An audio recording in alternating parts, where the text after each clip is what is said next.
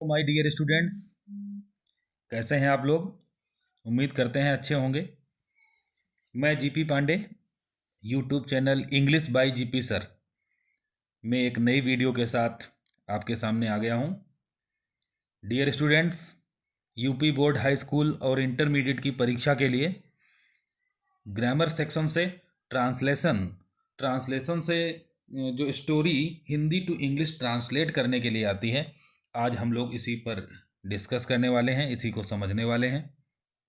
तो स्टूडेंट्स, मेरे इस चैनल पर नए हैं, वीडियो पहली बार देख रहे हैं या फिर अभी तक चैनल सब्सक्राइब नहीं किया है तो प्लीज़ आप सबसे पहले चैनल को सब्सक्राइब कर लें। वीडियो अच्छी लगे तो उसे लाइक ज़रूर करें और अपने डाउट्स या फिर कुछ और वर्ड्स आप कमेंट बॉक्स में ज़रूर लिखा करें। डियर स्टूडेंट्स, स्टार्ट करते हैं इस वीडियो को, जिसमें आपको हिंदी से इंग्लिश में स्टोरी ट्रांसलेट करनी है। हर एक सेंटेंस को बहुत ध्यान से समझेंगे। फर्स्ट सेंटेंस है, पुस्तकें हमारी सबसे अच्छी मित्र हैं। आप देख रहे हैं सेंटेंस प्रेजेंट इंडेफिनिट टेंस का है, सिंपल है। पुस्तकें हमारी सबसे अच्छी मित्र हैं, इसमें बुक्स के विषय में कहा गया है, जो कि एक प्लूरल सब्जेक्ट्स है। जिसके विषय में कहा जाता है वो सब्जेक्ट होता है, सेंटेंस का कर्ता होता है। तो यहाँ पर पुस्तकों के विषय में कहा गया है, तो इसका इंग्लिश ट्रांसलेशन होगा books are our best friends. Books are our best friends, सबसे अच्छी मित्र हैं। सबसे अच्छी के लिए बेस्ट का यूज किया जाता है। गुड मीन्स होता है अच्छा, बेटर मीन्स उससे अच्छा, और बेस्ट मीन्स सबसे अच्छा। तो ये जो गुड है, गुड का मीनिंग होता है अच्छा। ये गुड का मीन्स हो गया अच्छा। ये पॉजिटिव डिग्री में होता है, और जब अच्छा की तुलना दूसरे से की जाए कि ये पुस्तक दूसरी पुस्तक से अच्छी है, ऐसी स्थिति में अच्छा के लिए गुड नहीं लगेगा, तब लग जाएगा बेटर, BETTER, बेटर लग जाएगा। और जब सर्वश्रेष्ठ किसी को बताया जाए, सर्वोच्च अवस्था बताई जाए, ऐसी कंडीशन में बेस्ट लगता है। ठीक है, आप जानते हैं कि एडजेक्टिव की ये 3 डिग्रीज होती हैं, पॉजिटिव, कंपैरेटिव और सुपरलेटिव। ओके, तो अब हम लोग ट्रांसलेट कर रहे हैं।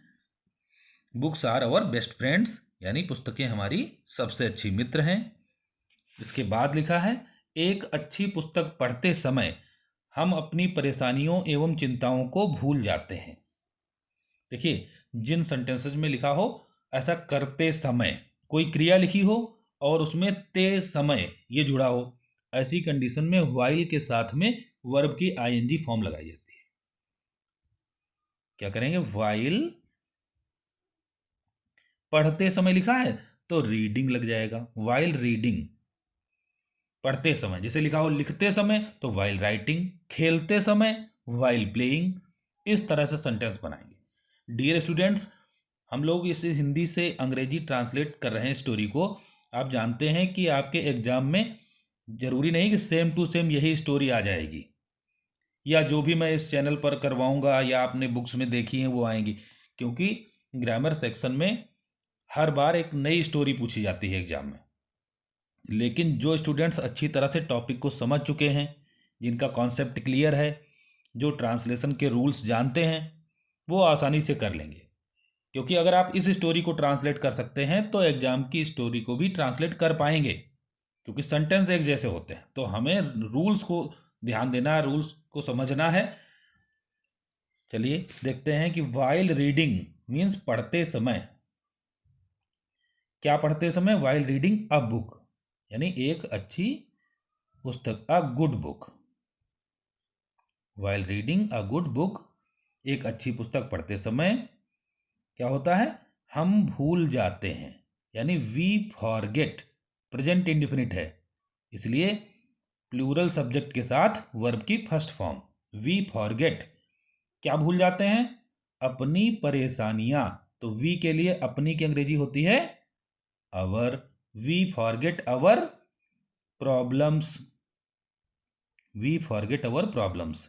देखिए वी के लिए अपनी लिखा था तभी अवर लगा, अगर लिखा होता मैं अपनी परेशानी भूल जाता हूँ तो यहाँ पर माई लग जाता। मैं के लिए अपना की अंग्रेजी माई हो जाती और वी के लिए अपना की अंग्रेजी है अवर।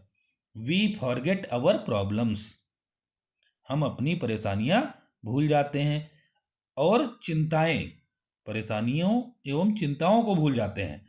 तो एंड वरीज, वरी मीन्स चिंता होता है, तो चिंताओं लिखा है इसलिए वरीज हो जाएगा। आप जानते हो कि लास्ट में जब वाई लगा होता है तो उसको जब प्लूरल बनाना होता है तो उस वाई को हटा देते हैं।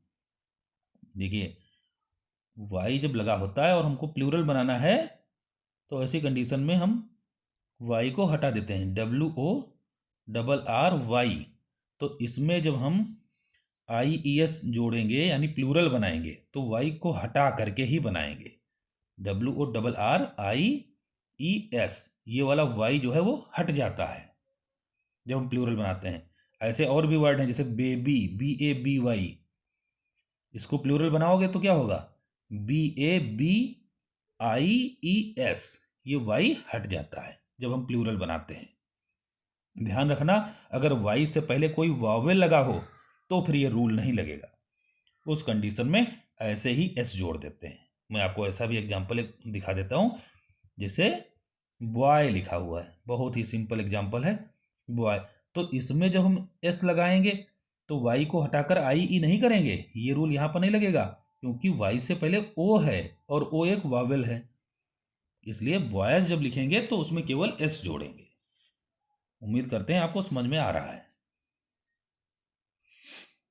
देखते हैं अगला सेंटेंस। पुस्तकें हमें ज्ञान देने के साथ साथ चरित्र का निर्माण करती हैं। तो किसके बारे में कहा गया, बुक्स के बारे में, यानी ये सब्जेक्ट है बुक्स। ज्ञान देने के साथ साथ चरित्र का निर्माण करती हैं, तो हम कह सकते हैं कि पुस्तकें न केवल हमें ज्ञान देती हैं बल्कि हमारे चरित्र का निर्माण भी करती हैं। यानी हम सेंटेंस के सेंस को समझते हुए उसे दूसरे ढंग से भी कह सकते हैं, एक बात को कई तरीके से कहा जा सकता है। तो आप अपनी सुविधा अनुसार, ट्रांसलेशन की सुविधा अनुसार सेंटेंस का भाव वही रखते हुए दूसरे ढंग से कह सकते हैं और उसे ट्रांसलेट भी कर सकते हैं, वो बिल्कुल सही सेंटेंस माना जाता है। जैसे लिखा है पुस्तकें हमें ज्ञान देने के साथ साथ चरित्र का निर्माण करती हैं, तो बुक्स नॉट ओनली, आप ये यूज सुने होंगे, पेयर होता है, ये कंजंक्शन पेयर होता है, नॉट ओनली बट आल्सो, ये जोड़े में प्रयोग होने वाला कंजंक्शन है। ही नहीं बल्कि भी इसका मतलब होता है, नॉट ओनली बट आल्सो। तो books not only give us knowledge, books not only give us knowledge but also build, यानी निर्माण करती हैं। बिल्ड मीन्स बनाना, निर्माण करना। किस चीज का निर्माण करती हैं, our character,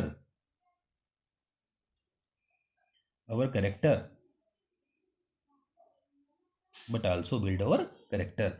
books not only give us knowledge, पुस्तकें केवल हमें ज्ञान ही नहीं देती, बट आल्सो, बल्कि भी, बिल्ड अवर कैरेक्टर, हमारे चरित्र का निर्माण भी करती हैं। समझ गए। इसके बाद आता है कि पुस्तकें हम में साहस और आशा का संचार भी करती हैं। हम में है यहाँ पर, पुस्तकें हम में, यहाँ पर लिखा हुआ है हम में। पुस्तकें हम में साहस एवं आशा का संचार भी करती हैं, तो बुक्स आल्सो इंस्टिल का मतलब भरना, यानी संचार करना, हमारे अंदर संचार कर देती हैं। इंस्टिल, क्या चीज इंस्टिल करती हैं, साहस, करेज,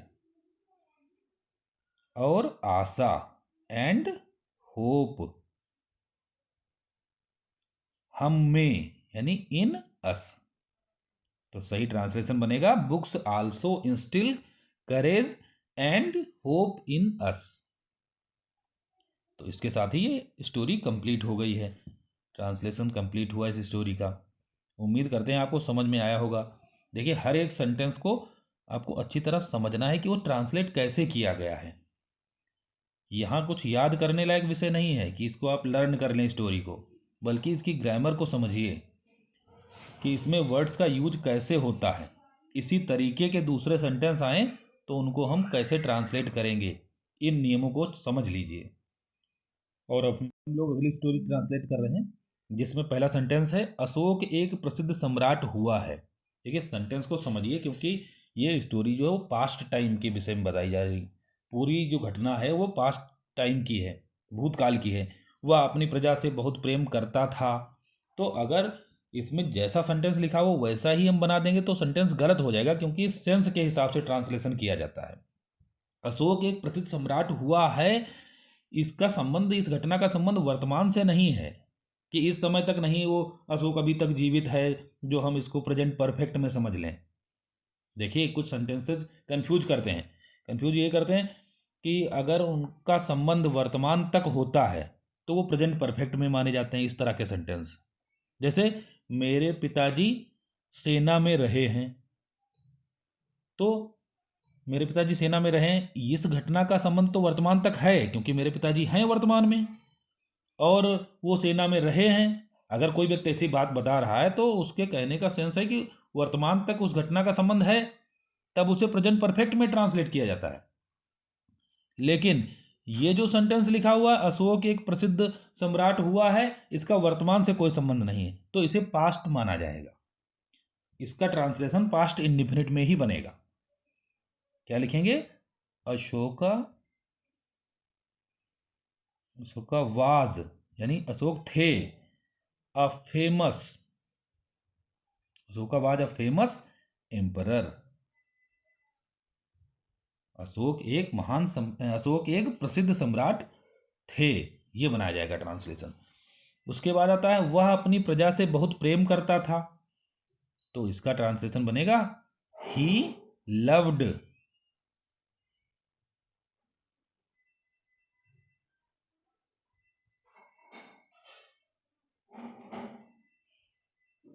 ही लव्ड, वह प्रेम करता था अपनी प्रजा को, हिज पीपल, पीपल मीन्स लोग भी होता है और प्रजा भी होता है। He loved his people very much, यानी बहुत अधिक, वह अपनी प्रजा से बहुत अधिक प्रेम करता था।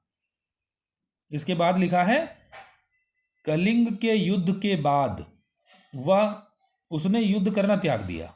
कलिंग के युद्ध के बाद उसने युद्ध करना त्याग दिया, तो आफ्टर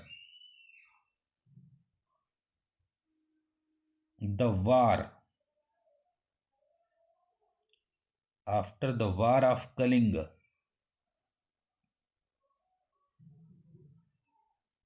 इसका मतलब हुआ कलिंग के युद्ध के बाद उसने युद्ध करना त्याग दिया, तो ही,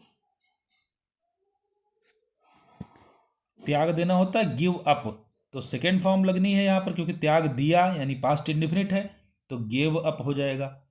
he gave up, he gave up,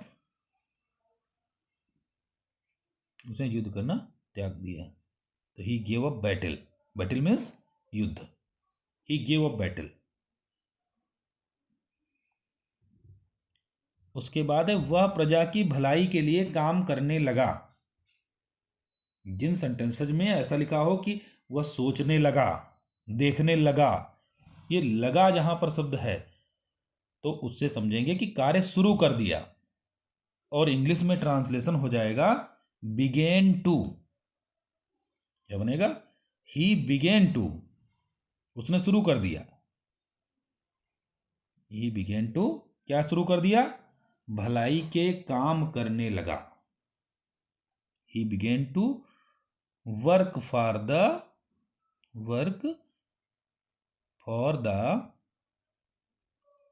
welfare, welfare means भलाई, for the welfare of his people, यानी अपनी प्रजा की भलाई, वेलफेयर ऑफ हिज पीपल। तो इस तरह से इस स्टोरी का ट्रांसलेशन भी हो गया है। तो उम्मीद करते हैं आपको ये स्टोरी समझ में आई है। आज के इस वीडियो में ये 2 हिंदी स्टोरीज को इंग्लिश में ट्रांसलेट करने के रूल्स समझाए गए, सेंटेंसेज आपको समझाए गए। उम्मीद करते हैं वीडियो अच्छी लगी होगी, और अगर अच्छी लगी है तो उसे लाइक करके ज़रूर हमें शो करें, बताएं। और कुछ कन्फ्यूज़न हो तो उसे कमेंट बॉक्स में लिखें। यूट्यूब चैनल पर इस तरह की और भी वीडियोस मिलती रहेंगी। आपकी परीक्षा की तैयारी में मैं जीपी पांडे कंटिन्यू आपके साथ हूँ। आप सभी चैनल को सब्सक्राइब कर लें। Thank you very much.